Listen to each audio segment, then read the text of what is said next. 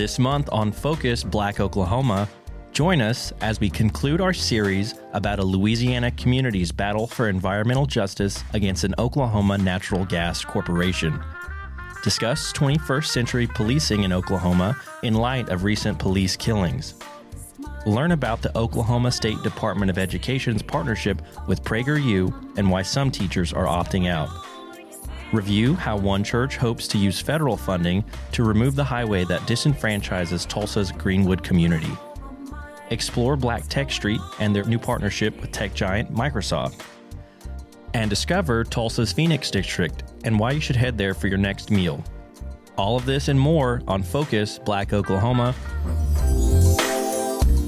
Focus Black Oklahoma is sponsored by Phillips Seminary's exhibition of Ghosted Portraits, The Invisible Narratives of Self by Trace Logan through October 20th on its Tulsa campus. Learn more at wherefaithleads.com.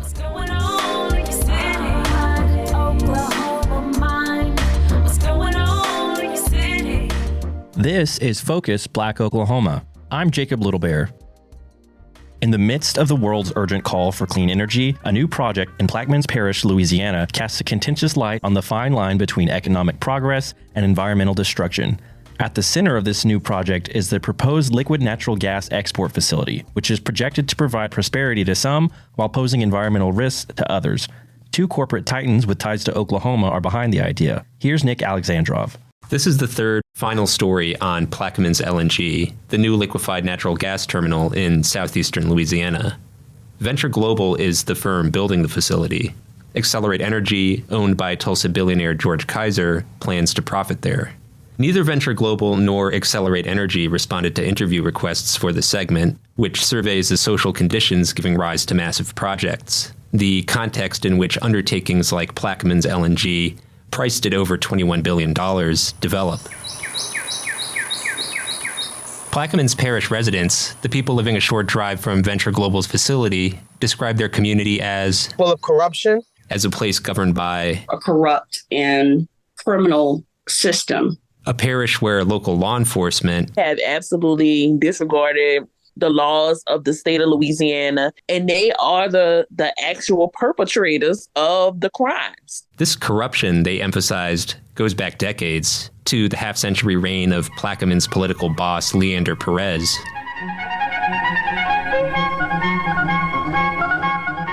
William F. Buckley Jr., the conservative writer and public figure, interviewed Perez on his Firing Line television program in 1968. Have you been very widely misquoted? For instance, you're quoted as having said, quote, "Yes, the Negro is inherently immoral. Yes, I think it's the brain capacity." Is that a misquotation? It's not a misquotation, it's truth. Because I know Negroes. We have a number of Negroes in our communities, and I know that basically, fundamentally, they are immoral. They're unmoral. I know that to be a fact. Why should I try to hide it? Outside Lil Lee's Cafe in Belchase, Tracy Riley, president of the Plaquemines Parish NAACP, told me about Perez's legacy. Mr. Perez, although he is no longer with us, his family is here, his associates, descendants are here, and the systems that he put in place are still here. To see those systems, we might look to the recent allegations of civil rights abuses, of brutality against local police, or to the deputy sheriff with a history of misconduct on the job, or to Ironton, a historically black town where the levees were never properly upgraded after Hurricane Katrina in 2005. Hurricane Ida, which hit in August 2021, was devastating as a result.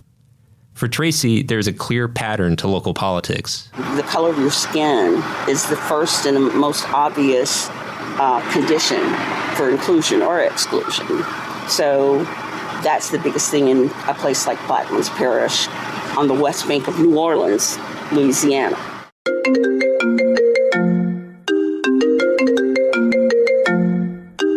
experiencing it from May 1st of 2018 all the way up until June 19th of 2023, I mean, it's just been downhill. That's Jonathan Jason calling in June from the Plaquemines Parish Jail. And it just seems like, to be honest with you, like nobody wants to do the right thing.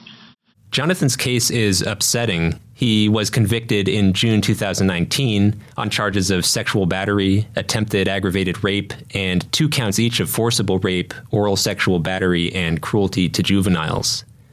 But for his sister Melissa Washington, a lifelong resident of Ironton, Jonathan's story is troubling for a different reason. If he had done something this horrible, I want him to absolutely be punished for it and stuff like that. And it's just a sad situation. It really is. I have a family member that is sitting in their prison right now for evidence tampering of the district attorney and the sheriff's department. I reached out to both the Plaquemines Parish District Attorney's Office and the Sheriff's Office for comment. Neither responded. But I did speak with Michelle Charles, a public defender who investigated Jonathan's arrest. Jonathan's case pretty much got me banned from Plaquemines Parish. This system is not about trials and getting people justice. It's all about negotiation. It's all about brokering deals. Like Melissa, she believes official misconduct marred the case. The issue I have with policing is that they don't do any investigations anymore. If they have their mind fixed on a suspect in a case, they are going to go with that suspect. No evidence required. No further investigation is needed. Michelle draws a dark conclusion from her experiences. There should be a travel advisory warning like they're doing for Florida. There should be one for Plaquemines Parish for Black people. In 2015, George Kaiser spoke with the Financial Times about his charitable aims. I focused in addressing my philanthropy less on my historical or my life experiences than I did on what I thought the purest form of charity was, and that was to give all children an equal opportunity at birth.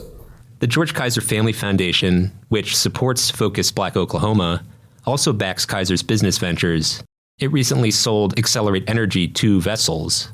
Accelerate now uses them to ship liquefied natural gas. It's unclear how Kaiser's philanthropy squares with his decision to profit in Plaquemines Parish, a region plagued, its residents told me, by inequality. But this wouldn't be Accelerate's first business venture in an unjust place. The company has interests in a country where, according to Amnesty International, severe crackdowns on freedom of expression and peaceful assembly are ongoing.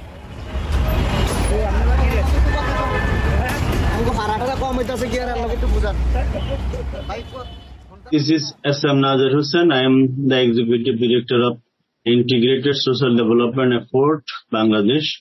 Integrated Social Development Effort, or ISDE, is a Bangladeshi nonprofit based in the city of Chittagong.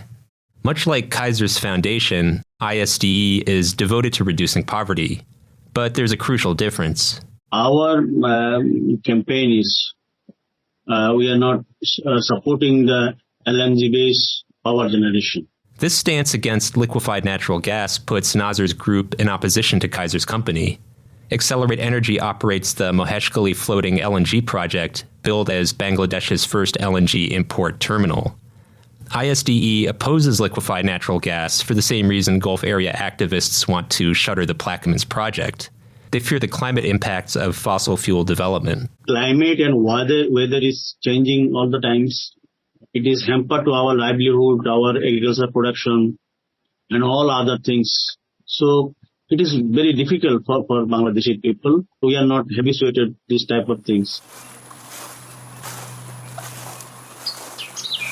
In Phoenix, across the Mississippi River from Plaquemines LNG, a small museum sits at the end of a gravel drive.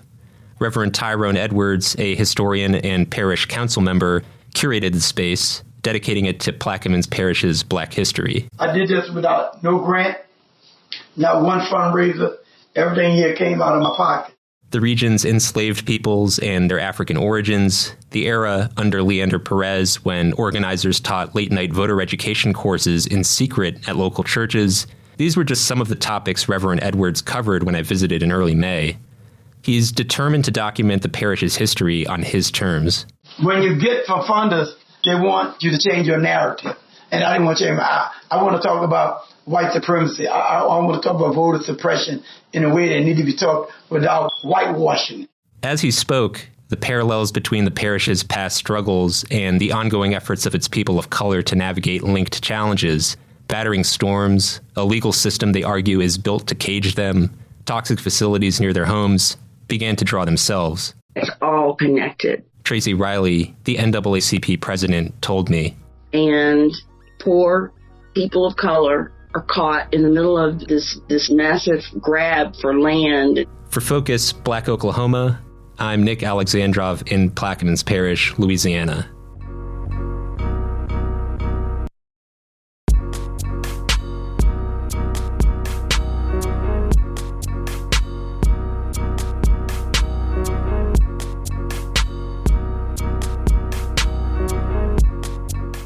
In 2015, the President's Task Force on 21st Century Policing released recommendations on police reforms in response to unrest in Ferguson, Missouri after the police shooting of Michael Brown.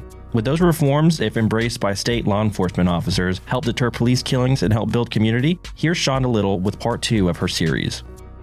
In last month's Focus Black Oklahoma, we reported upon newly elected Oklahoma County District Attorney Vicky Bahina's decision to drop charges against 7 police officers that had been filed by the previous Oklahoma County DA, David Prater. The 7 officers charged in the 3 cases are Chance Avery in the case of first-degree manslaughter and second-degree murder of 49-year-old Christopher Poore, Corey Adams, Jared Barton, Bradley Pemberton, Bethany Sears, and John Sakuda.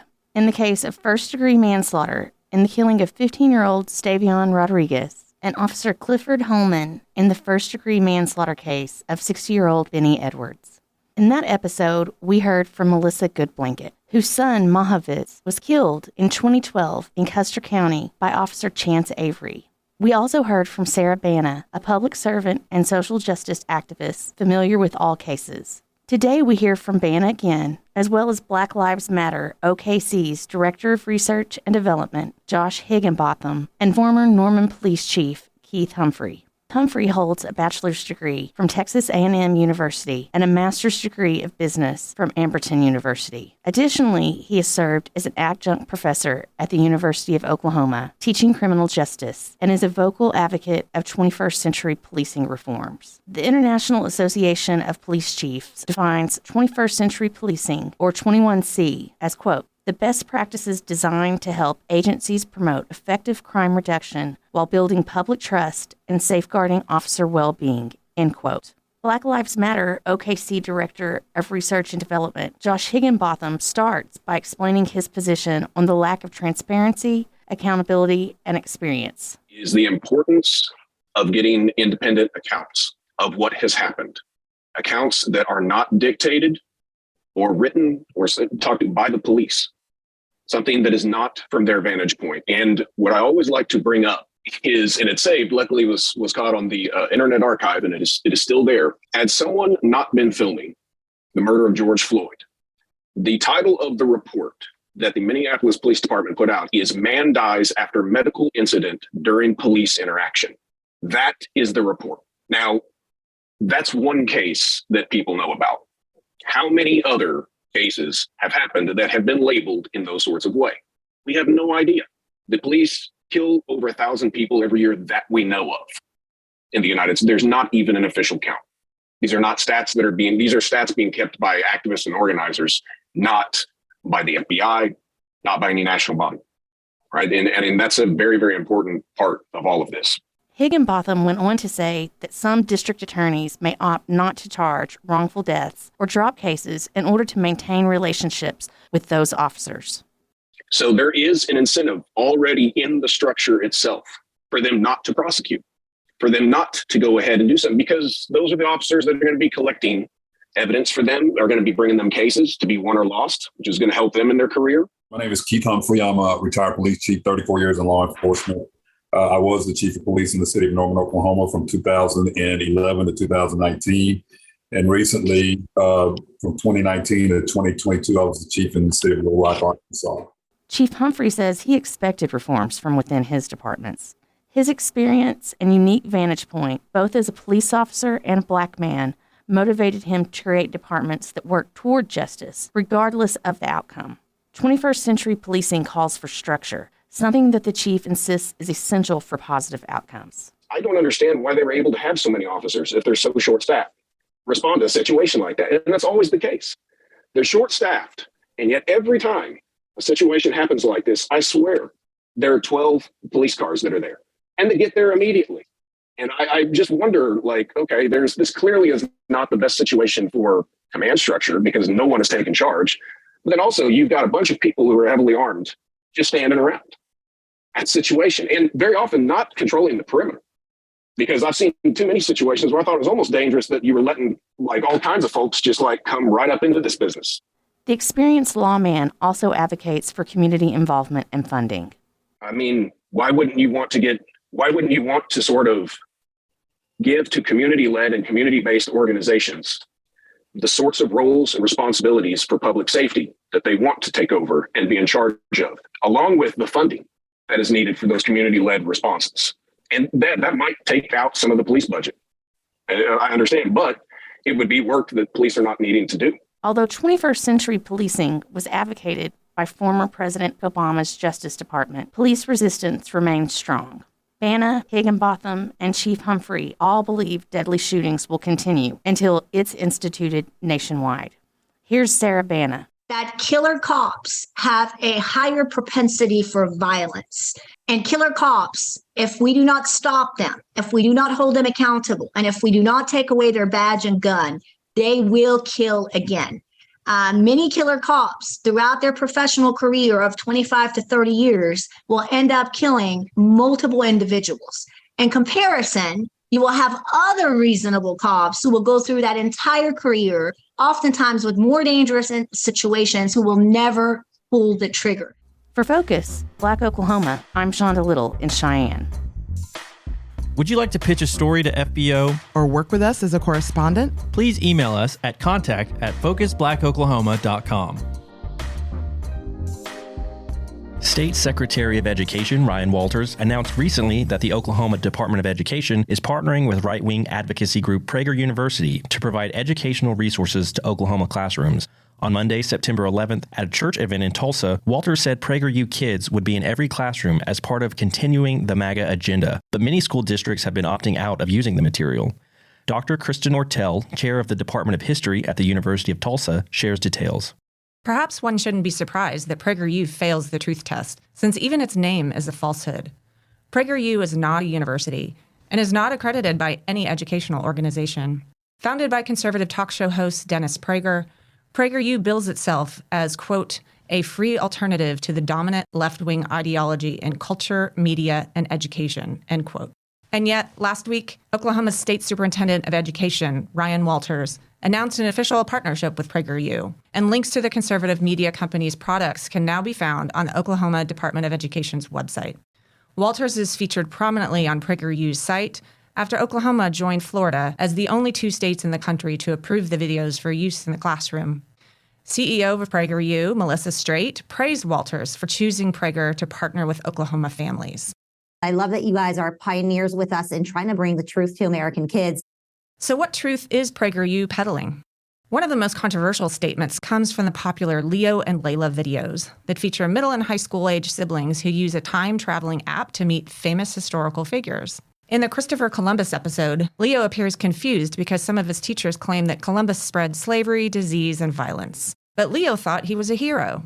So Leo goes back in time to ask Columbus himself. Caramba! Those are some accusations. The place I discovered was beautiful, but it wasn't exactly a paradise of civilization, and the native people were far from peaceful. The Caribs, who are vicious, warring cannibals. Cannibals? Like they eat people, see. Whoa. Right? Hey, all the things that are bad in the world I come from, jealousy, lying, murder, war, it all exists in the land I just found too. But in Europe we draw the line at things like eating people and human sacrifice. Some of the native folks from where I just left do those things regularly. So, these people in your time who think it was a peaceful paradise are misinformed. Or lying. Yeah, but what about slavery? You didn't deny that. Deny? No. Slavery is as old as time and has taken place in every corner of the world, even amongst the people I just left. Being taken as a slave is better than being killed, no? I don't see the problem. Well, in our time, we view slavery as being evil and terrible. Ah, magnifico. That's wonderful. I am glad humanity has reached such a time. But you said you're from 500 years in the future? How can you come here to the 15th century and judge me by your standards from the 21st century? For those in the future to look back and do this is, well, estúpido. After talking to Columbus, Leo and Layla feel better about appreciating his contributions to Western history, even though Columbus jokes that he's going to lock them up and show them to the King and Queen of Spain at the end of the episode. Of course, the video fails to mention that Columbus did, in fact, kidnap roughly a dozen indigenous people and take them back to Spain as living trophies, parading them around the court like zoo animals to promote the riches of the New World. A similar video touts the benefits of Catholic missions in California and is geared toward even younger kids, ages 5 to 8. In an episode of Otto's Tales, a huge stuffed dog named Otto and his sidekick, a kitten named Smidge, get excited to take a trip to Hollywood to see some of their favorite stars. But they get on the wrong plane and end up at the doors of the San Juan Capistrano mission. They meet a small bird named Serra, named after the missionary Junipero Serra, who takes them on a tour of the mission. Otto wonders out loud, quote, "Missions must have been important places for learning," end quote. And Serra replies, quote, "Yes, the Padres taught the Native Americans their Christian religion, language, and even how to read and play musical instruments," end quote. The episode ends with the characters enjoying a feast filled with the natural bounty of the mission. And Otto has so much fun that he doesn't even want to go to Hollywood anymore. The not-so-subtle dig at Hollywood encourages children to watch PragerU videos instead of the woke content produced by the mainstream media, even though the video purposely ignores the hunger, disease, and cultural devastation that many Spanish missions wrought on indigenous peoples. Finally, in addition to sugarcoating European interactions with indigenous peoples, a video that features Leo and Layla meeting Booker T. Washington promotes the patently false claim that the United States was one of the first countries to abolish slavery. In fact, the U.S. did not abolish slavery until decades after Britain, Spain, France, Canada, Argentina, and Mexico, not to mention Haiti, which led the Western world in abolition in 1793. Washington acknowledges that slavery, quote, was hard, end quote. And Layla asks him if it made him wish he wasn't an American. Washington replies quickly, quote, "I am still so proud and thankful to be an American," end quote. He proceeds to tell a stereotypical pull yourself up by your bootstraps narrative of his life. And Leo finally understands what it means to be truly independent, thanks to Washington's example. Again, the video's most damaging effects are not necessarily what it includes, but what it excludes. It makes no mention of the Reconstruction-era violence or the establishment of Jim Crow laws, which made it impossible for Black Americans to compete on an even playing field with whites. I reached out to 3 local teachers to get their impressions of this PragerU partnership, and none of them foresees a time when they will use these videos in their classrooms. John Turner, who teaches world history at the Tulsa School of Arts and Sciences, said that, quote, "By following the Oklahoma Department of Education standards, I avoid any issues of indoctrination. But to be very clear, PragerU and its curriculum is a direct indoctrination of my students, and an infringement of what a well-rounded humanities education is and should be," end quote.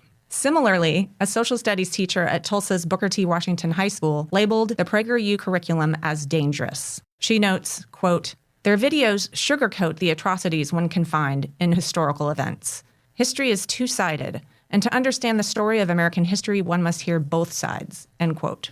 Finally, Representative John Waldron, a former teacher at Booker T, who is currently teaching at the University of Tulsa, points out that it is not the superintendent's job to provide curriculum. Local districts choose their own curriculum by following standards set by the state legislature. Waldron also wonders whether teachers could be sued if they showed some of the PragerU videos that perpetuate negative stereotypes about Native Americans. Quote, "It would be interesting to see a tribal citizen challenge the Prager content," end quote. Although none of the Green Country school districts appear willing to integrate PragerU videos into their core curriculums, individual teachers have already used them in their classes. And certainly, the Oklahoma Department of Education's stamp of approval will only increase their reach in Oklahoma's schools. For now, however, most teachers are choosing to stick to the fact-based social studies standards and are not falling for the conservative edutainment proffered by PragerU. For Focus, Black Oklahoma, I'm Dr. Kristen Ortell in Tulsa.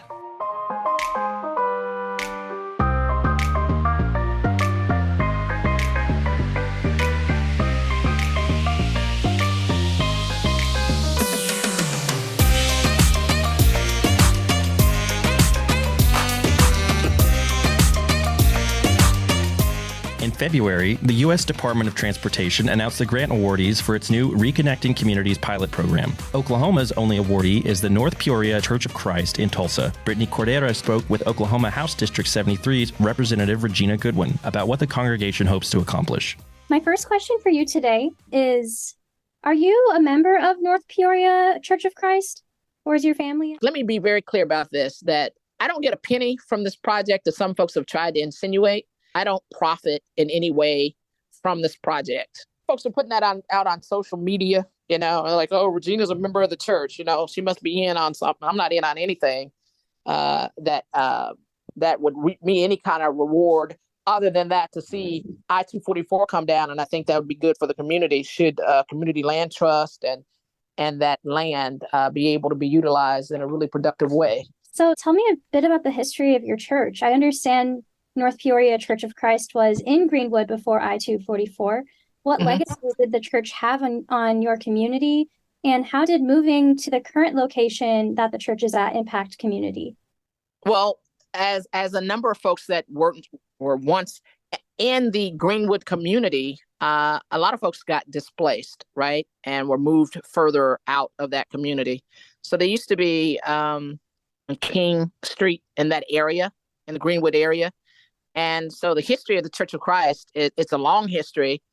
But even more recently, Pastor Warren Blakeney has been very involved in community. And he was the former president of the NAACP in Tulsa, and trying to address a number of issues, and did address a number of issues there in the community. And he also had a lot to do with his efforts as it related to the renewal of the Urban League in Tulsa, fairly recent, within the last few years, and certainly met challenges with both of those organizations. But as the pastor of the North Peoria Church of Christ, Brother Blakeney, is still very much involved in the community in terms of food drives and providing hot spots for students and the like. So his connection to community is true. And I think he's a man of character. So I think of good character. And so the fact that he certainly is involved with the possibility, the plans as it relates to a partial removal of I-244, reconnecting community pilot program, that is just fitting in terms of the mission of the church, not only to save souls, but to help preserve and promote community. And I'm curious to know, how did North Peoria Church of Christ get involved with this kind of environmental justice work? Well, it is, again, this was Cody Brandt first approached me. Cody Brandt is someone very involved in community, and his work in college, actually, his thesis had to do with highways and community. And actually, he first approached me about the idea of I-244, the potential for that being removed, and the Infrastructure Act. And from that initial conversation, I began to do research and saw that this had occurred in Milwaukee and Syracuse and Rochester, New York. We're talking about some 20 years prior, right, for Milwaukee, and saw that it was very plausible and doable. If you can construct a highway, you can deconstruct it.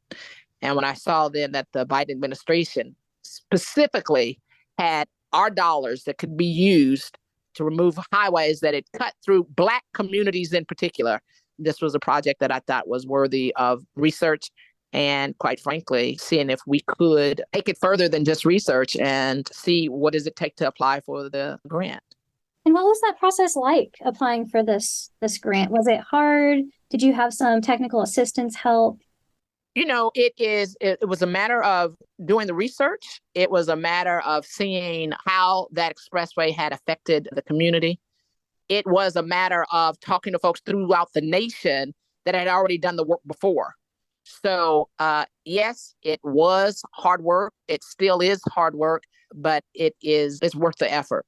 Definitely. Recently, a Tulsa reporter from KWGS, his name's Ben Abrams, he attended a press conference where a sign was unveiled to honor Kavin Ross, who served on the Public Oversight Committee searching for graves from the 1921 massacre His brother Edward shared that the city can honor the massacre victims by knocking down the expressway. I'm wondering if you could tell me more about the connection between reparations for the Tulsa race massacre victims and the removal of I-244. So I've always said that there is clearly, we talked about the destruction that happened in the race massacre in 1921 to a community. 1,256 homes, the businesses that were destroyed, the lives no longer with us, the generational wealth. We're talking about murder, right? And so you saw that first wave of destruction. The second wave of destruction occurred on Greenwood through the highway, which then it came in and destroyed homes and livelihoods, right, in terms of businesses. The connection, one, is that Greenwood is the community that continues to be disadvantaged. The people of Greenwood, the historic residents. So the connection, one, is that Greenwood is destroyed in multiple ways. And so there's the connection. But I also think there's a difference between good policy and reparations. The Biden administration, the Infrastructure Act, has to do with reconnecting community. And they had the good sense to address the issue of the wrong that was done by highways that cut through Black communities, right? So understand there's a difference between policy and reparations. And I say that the planning grant deals with policy. The planning grant addresses reconnecting community, and reparations are due, no question. Reparations are due. But understand this, reparations has to do with generational wealth. Reparations has to do with victim compensation for the victims and for descendants. And that, I don't want those to be confused. So tell me a little bit about what your dream for Greenwood looks like. Well, I can tell you that as it relates to the plan that was submitted, we talked about, should there be partial removal of I-244, the acres that would open up some 30 acres, you could then repurpose that land. You could then see good affordable housing and small businesses replenished in that area. That ideally for the historic residents, that they might benefit, that there might be ownership through community land trust that would stem the gentrification that exists right now. A lot of folks are being priced out of that community. There is very little ownership in that community when it comes to the historic residents, Black folks in particular. And those are the kinds of things that we need to address if we're going to really talk about reconnecting community, right? We don't want to push out community. We want to reconnect community. And that is not necessarily the dream, but it is something that is very tangible, and it could happen if you have the cooperation of certain entities. Those entities are the state of Oklahoma, the Oklahoma Department of Transportation, the Oklahoma Turnpike Authority, the city of Tulsa, various individuals that have interest in really seeing what's best for the Greenwood area. And unfortunately, we've had pushback as we had opposition to our original application. Just by God's grace, the church won the grant and it is moving forward. The group that's working with the church is moving forward. Well, tell me more about that opposition. Well, I think you know that competing for that grant was the Oklahoma Department of Transportation and the city of Tulsa. And I understand that the church basically outwon both of those institutions in receiving this grant, correct? Yes, the church, they were the recipients that were awarded the grant. And again, by God's grace, and we're grateful, and we don't take that lightly. And we know there's a lot more work to be done. Did the city and did the Department of Transportation, did they want to do something similar? Did they want to do different things with that money? No, we have opposite plans. The plans that were put forth by the city of Tulsa in conjunction with the Oklahoma Department of Transportation, they were talking about lights and artwork and bridges, that kind of thing, as related to the I-244, kind of surface symbolic, I guess, additions to the I-244. However, we were well aware that they want to make it into an interstate right now. And they want to make it into an interstate for another 190 miles, which is exact opposite of our wanting a portion of I-244 to be removed. So we still say, if that is what you wish to do, you're doubling down on the harm that affected the Greenwood area in the first place. And if that's what you seek to do, we still say your plans can incorporate our plans and you can move the interstate around the Greenwood area. We've asked them for their cooperation. We asked that they even join us on our application as related to wanting to, in terms of our plans to remove the expressway, partial removal of the expressway. So those questions have been asked. So it's not because we're lacking on our end in terms of seeking some kind of collaboration. Yeah. But we're also not going to compromise what we believe is best and what many folks in the community have suggested is best as relates to removal and the potential of repurposing that land. And again, those entities would have to weigh in even on that aspect of it. We've known that for years. They know it. And so it's a matter of continuing to plan and move forward and communicate as best we can.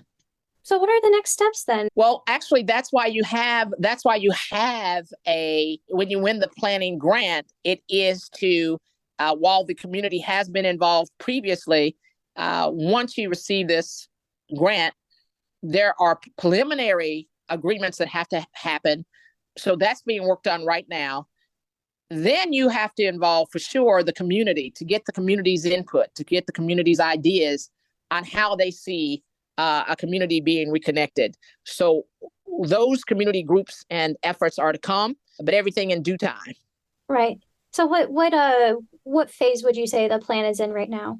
The Oklahoma Federal Highway Administration and the North Peoria Church of Christ are in the phase of seeing where there is agreement, and that has to happen prior to the community-led efforts and prior to any documents or plans being drafted. That has to happen first, and that they're in the midst of that right now. You're listening to Focus Black Oklahoma.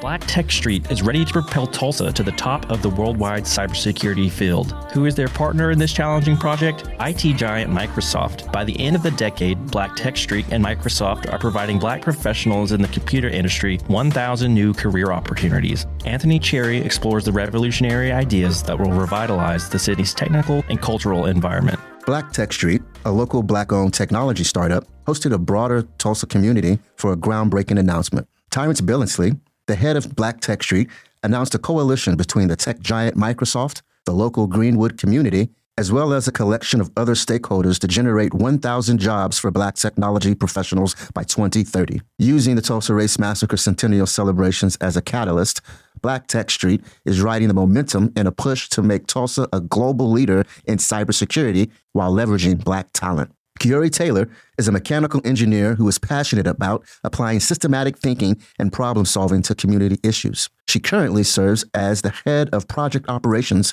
for Black Tech Street. This really has become a community effort, which we are really excited about. And so we have Tulsa Tech that's involved, Rose State College, Tulsa Public Schools, Tulsa Community College, Cyber Skills Center, OSU, OU, the University of Tulsa, Tulsa Remote, Cyber Fellows.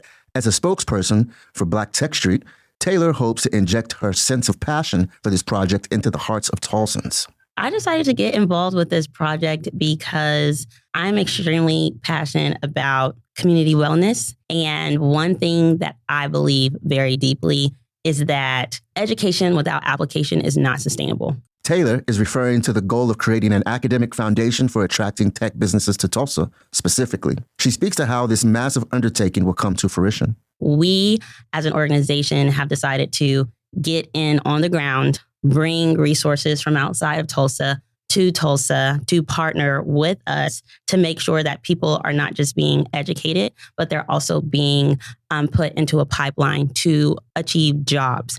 This means manufacturing holistic opportunities for Black Tulsans interested in improving their lives with careers in technology. It also means raising Tulsa's capacity to recruit and retain talent through coalitions and cybersecurity scholarship programs. So we are going to have multiple different educational tracks. And so we have certifications that are for folks who have 1 year of experience or less. We have 4-year degrees that we're going to really be partnering with the universities to make sure that those folks are put into a pipeline for jobs. And then we also have advanced degrees for folks who have 5 years of experience or more. And so we have a lot of educational partners who are all getting together so that no matter where someone wants to engage in the process of really understanding what cybersecurity is all about, they will first start off with the educational support to make sure that they're prepared. Currently, Black professionals make up 6% of the tech workforce, while Black Americans make up 14% of the national population. Black Tech Street is committed to helping the next generation of Black technology innovators fill the gaps. Because so often we think engineers look this way, doctors look this way. And when we think about that, we forget that they're human. And whenever we're able to tap into the humanity of people who do these odd jobs that we feel are outside of our reach, what you might find is there's a cybersecurity professional who loves jazz or who sings karaoke on the weekends or, who actually lives with all of her siblings and they take trips out of the country every quarter. The significance of these opportunities must not go unnoticed, according to Taylor.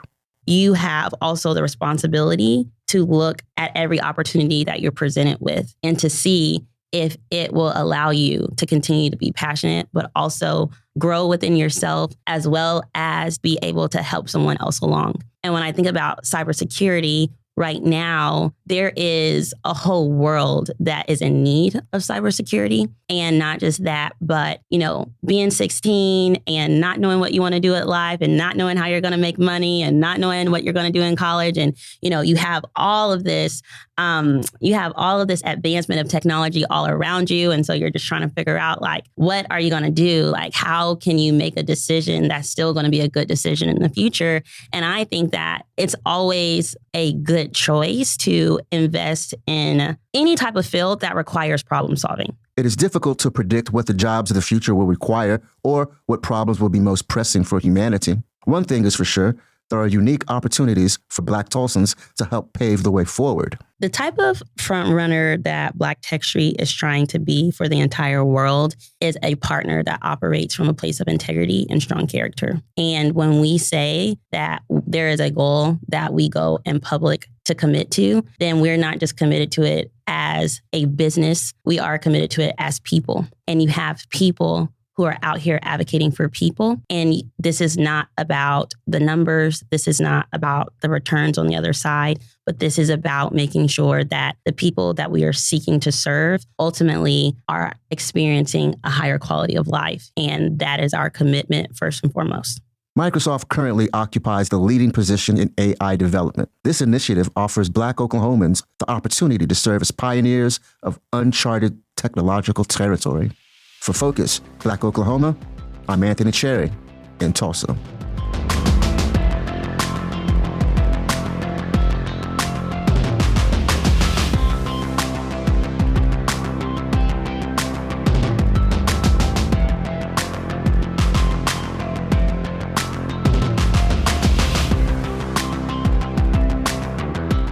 In 2014, Tulsa's 36th Street North corridor was rebranded the Phoenix District as part of an economic development plan. One entrepreneur is working to increase options to turn the neighborhood into a food destination and revenue generator. Sandra Slade has the story. Cheryl Lawson is the owner of Social Media Tulsa, which is a team that works behind the scenes of festivals and events throughout the city, capturing all that has to do with social media.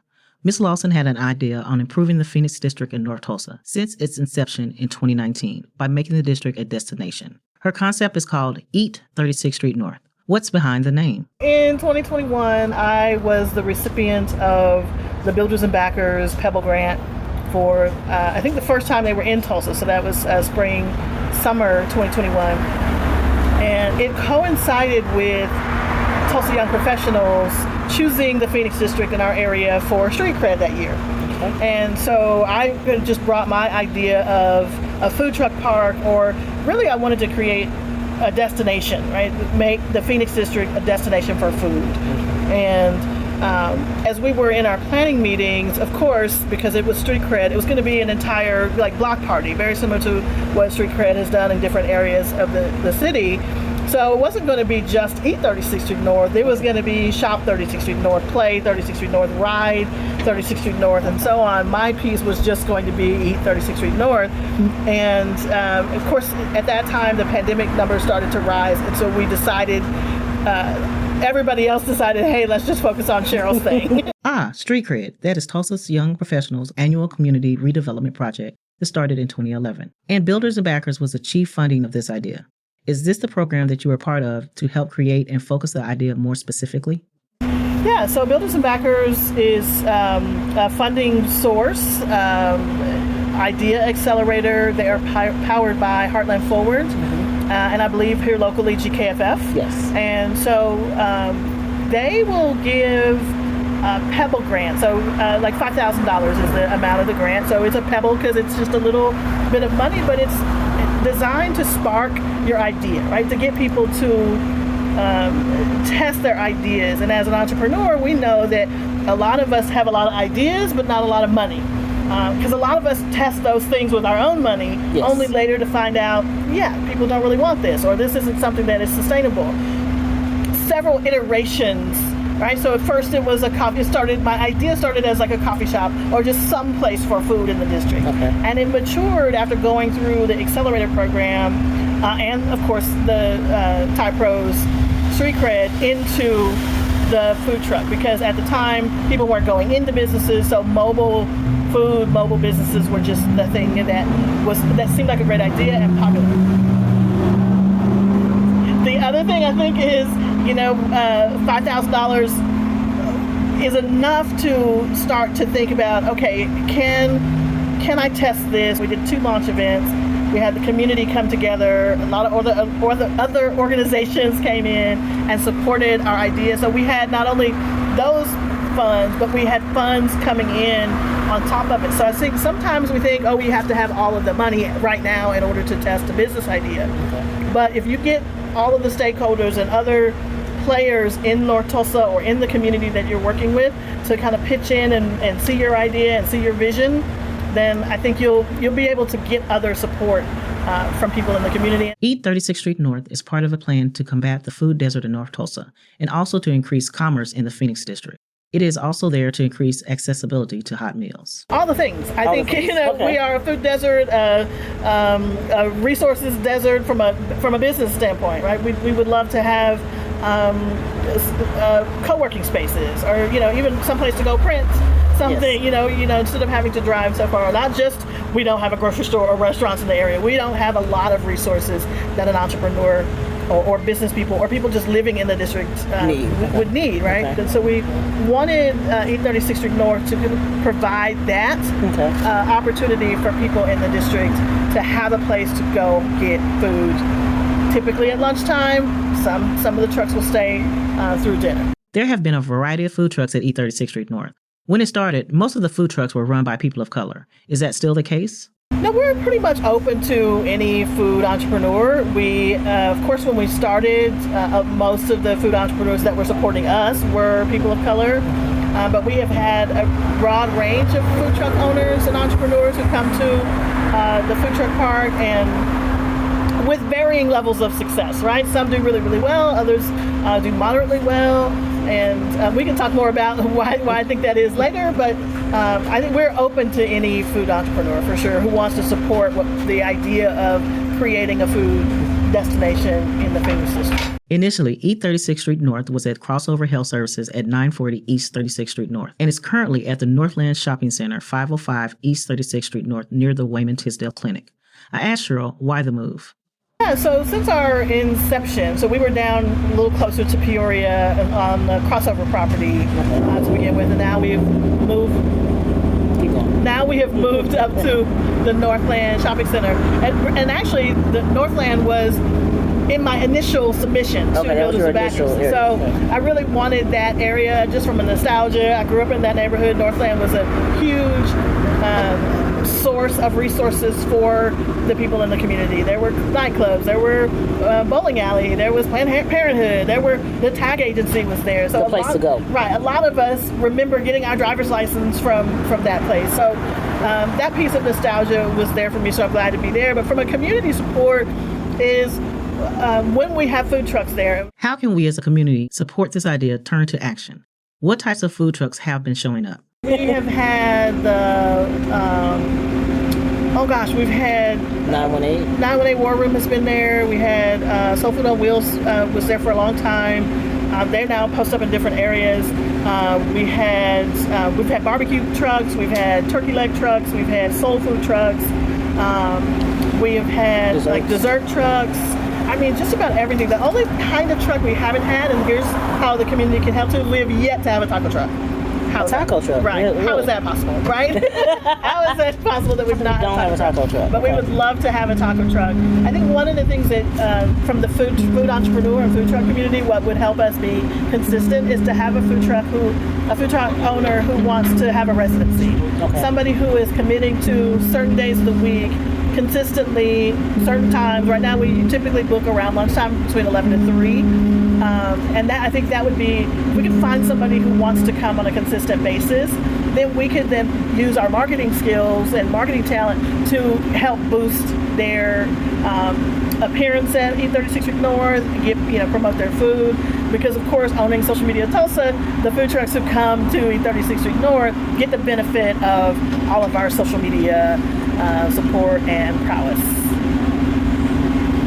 I think that's it. So yeah, I think the best thing for the community who wants to support is tell your food entrepreneur friends that we are looking for resident food trucks to be there on a consistent basis, whether that's Tuesdays, Thursdays, Saturdays, Sundays. Those are kind of the popular days, but we can have food trucks on any day of the week. You can check out Eat 36th Street North on Instagram and Facebook. For Focus Black Oklahoma, I'm Sandra Slade in North Tulsa.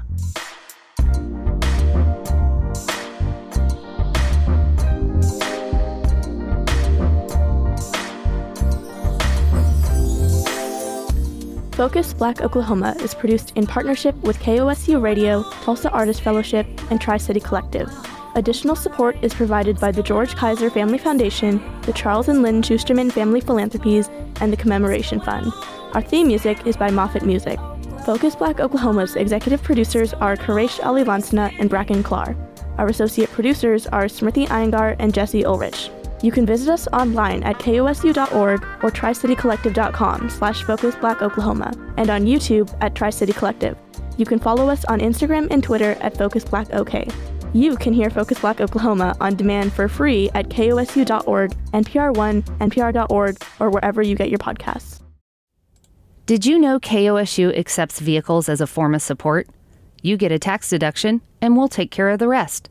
Visit kosu.org or call 855-277-2346.